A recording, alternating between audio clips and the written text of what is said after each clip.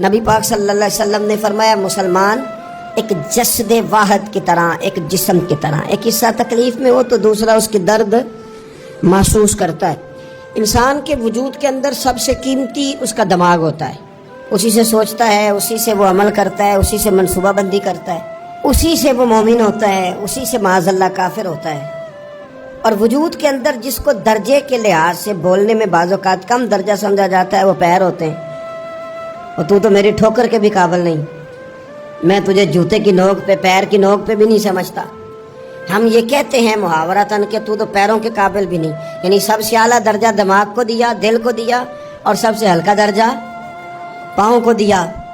لیکن مجھے بتلائیے گا، اگر کبھی پاؤں کی سب سے چھوٹی انگلی، چھنگلیا، چیچی، اس میں اگر کبھی زخم لگ جائے تو جسم کا سب سے اعلیٰ حصہ دماغ ہے، دماغ نے کبھی یہ کہا ہے کہ چھوڑو یہ تو سب سے نچلا درجہ ہے، نہیں جانا ڈاکٹر کے پاس، اتنا ٹائم کہاں ہے، رہنے دو، چھوٹی سی تو انگلی ہے، خیر ہے؟ ایسا کبھی ہوا ہے؟ دماغ فوراً کہتا ہے کہ باقی کام بعد میں کریں گے، پہلے ڈاکٹر کا پتہ کرو، اس کو مرہم پٹی کراؤ، کیونکہ اسے پتہ ہے کہ اگر یہاں درد رہی تو باقی جسم میں بھی درد رہے گی۔ اور یہ بھی پتہ ہے دماغ کو کہ اگر میں نے یہاں علاج نہ کرایا انگلی کا تو کہیں پیر بھی سارا زخمی نہ ہو جائے، اور اگر پیر کا علاج نہ کرایا تو ٹانگیں اور باقی وجود تک بھی زخم نہ آ جائے۔ لہذا دماغ جلدی فیصلہ کرتا ہے، ٹیسٹ کرانے کا، چیک اپ کرانے کا، دوائی لینے کا، مرہم پٹی کا۔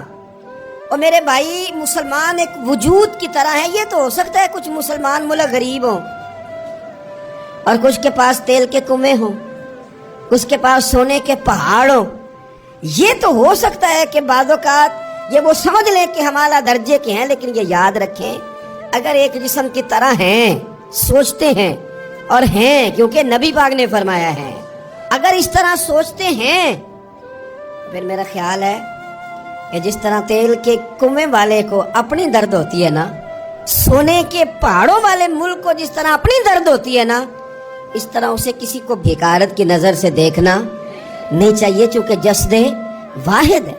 اور جسد واحد میں اگر کوئی درجہ بڑا بھی رکھتا ہو کہ جناب ہمارے پاس ایک بڑی جگہ ہے، متبرک جگہ ہے، ہم بڑے ہیں، تو آپ بڑے ہیں، لیکن بڑا دماغ ہی یہ فیصلہ کرتا ہے کہ بھائی وہ چھوٹا سا پیر کا حصہ زخمی ہے، جلدی کرو علاج کراؤ۔ لیکن بڑے دماغ والا کہے کہ میرا گھر تو محفوظ ہے، اس کا مطلب ہے بڑے دماغ والے نے یا تو سوچنا بند کر دیا ہے، یا وہ خود غرض ہو گیا ہے، یا لالچی ہو گیا ہے، یا پھر وہ یہ ماننے کو تیار نہیں۔ میں حدیث پاک کا ترجمہ کر رہا ہوں، میں تو حدیث پاک بیان کر کے مثال دے رہا ہوں، مجھے حدیث کا ترجمہ تو کرنے دینا بھائی، حضور کے فرمان پر تو بات کرنے دو نا بھائی۔ یہاں تو اس نے اس حدیث کو سمجھا نہیں، اور اگر سمجھ لیا ہے یہ کیسے ہو گیا کہ فلسطین کی بیٹیاں روتی رہ گئی اور تو رویا ہی نہیں؟ اگر تو جسد واحد تھا تو جس طرح تیری بیٹی روئے تو روتا ہے، اس طرح تجھے فلسطین کی بیٹی کے رونے پر بھی رونا چاہیے تھا، پھر تجھے فلسطین کی بہن کے رونے پر بھی رونا چاہیے تھا۔ یہ کیا بات ہوئی؟ ہم نے نا کسی کو چھوٹا سمجھا، کسی کو حقیر سمجھا، اور بھائی یہ تیرا خیال ہے کہ فلانا فلاں ہے اور فلانا فلاں ہے۔ اقبال کہتے ہیں اپنی ملت پر قیاس اقوام مغرب سے نہ کر، خاص ہے ترکیب میں قوم رسول ہاشمی، تو نبی پاک کی قوم ہے۔ بحثیت مسلمان سوچے مسلمان۔ کسی نے پوچھا تھا حضرت سلمان فارسی سے نام کیا ہے؟ فرمانے لگے میرا نام اسلام ہے۔ کہا آپ کے والد کا نام؟ فرمایا اسلام۔ کا دادا کا نام اسلام۔